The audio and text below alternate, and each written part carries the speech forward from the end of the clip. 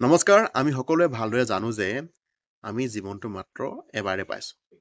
আৰু এই জীৱনটো আমি কেনেকৈ উপভোগ কৰোঁ, এই সকলোখিনি কথা আমাৰ নিজৰ ওপৰত নিৰ্ভৰ কৰে।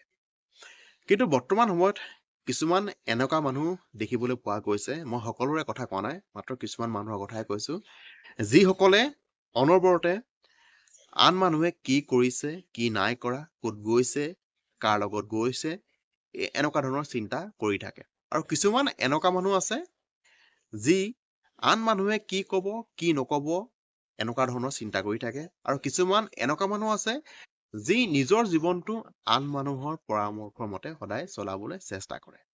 আৰু কিছুমান এনেকুৱা মানুহ আছে যিয়ে নিজৰ জীৱনটো আন মানুহৰ লগত কম্পেয়াৰ কৰে বা আনক দেখুৱাবলৈ নিজৰ কামখিনি কৰে। আৰু এইসকল মানুহ কেতিয়াও জীৱনত সুখী হ'ব নোৱাৰে। মই এটা কথাই জানো যে সদায় আমি নিজৰ ওপৰত কাম কৰিবলৈ চেষ্টা কৰিব লাগে। সদায় নিজক গুৰুত্ব দিবলৈ চেষ্টা কৰিব লাগে, নিজৰ পৰিয়ালৰ মানুহখিনিক গুৰুত্ব দিবলৈ চেষ্টা কৰিব লাগে আৰু পৰিয়ালৰ হৈ কাম কৰিবলৈ চেষ্টা কৰিব লাগে। আৰু যিমানে আমি নিজক ব্যস্ত কৰি ৰাখিম, সিমানেই আমি এই বেয়া চিন্তাবোৰৰ পৰা আমি সদায় দূৰত থাকিব পাৰিম। গতিকে মই এটা কথাই ক'ব বিচাৰো, সদায় নিজৰ মতে নিজৰ ভাল লগা নিজৰ যিটো সুবিধা অনুসৰি বা নিজৰ পৰিস্থিতি অনুসৰি নিজৰ সিদ্ধান্তবোৰ ল'বলৈ সদায় চেষ্টা কৰিব লাগে।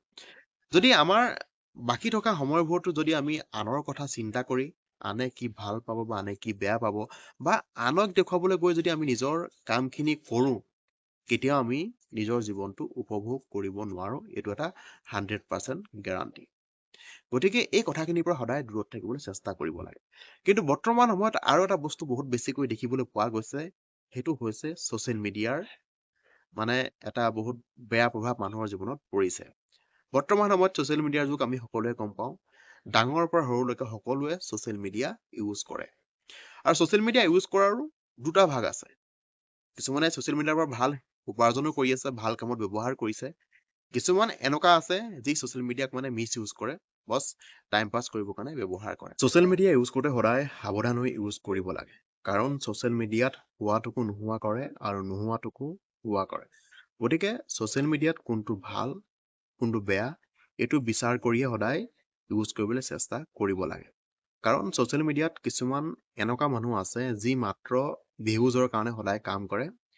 কি সঁচা কি মিছা একো বিচাৰ বিবেচনা নকৰাকৈ তেওঁলোকে কন্টেন্ট বনায়। গতিকে সেইটো আমাৰ ওপৰত নিৰ্ভৰ কৰে যে আমি ছচিয়েল মিডিয়া কেনেকৈ ইউজ কৰোঁ। গতিকে সদায় আমি ভাল বেয়া বিচাৰ বিবেচনা কৰি সদায় নিজৰ কামখিনি কৰিবলৈ চেষ্টা কৰিব লাগে। আৰু কেতিয়াও নতুনকৈ কিবা এটা কাম আৰম্ভ কৰাৰ ক্ষেত্ৰত সংকোচ কৰিব নালাগে বা আনৰ কথা শুনিব নালাগে, আনৰ কথা চিন্তা কৰিব নালাগে বা কেতিয়াও ভয় কৰিব নালাগে। যেতিয়া কিবা এটা কাম আৰম্ভ কৰিব, তেতিয়া খুব বেছি মানুহে হাঁহিব বা কিবা বেয়াকৈ কমেন্ট কৰিব। কিন্তু যেতিয়া আপুনি সেই কামটোত সফল হ'ব, লাহে লাহে যিসকলে আপোনাক হাঁহিছিলে তেওঁলোকৰ মুখ নিজে নিজে বন্ধ হৈ যায়। গতিকে সদায় নিজৰ পচন্দৰ কামটো কৰিবলৈ চেষ্টা কৰিব লাগে, আৰু তেতিয়াহে জীৱনত উন্নতি কৰিব পাৰিব আৰু সদায় আগবাঢ়ি যাব পাৰিব।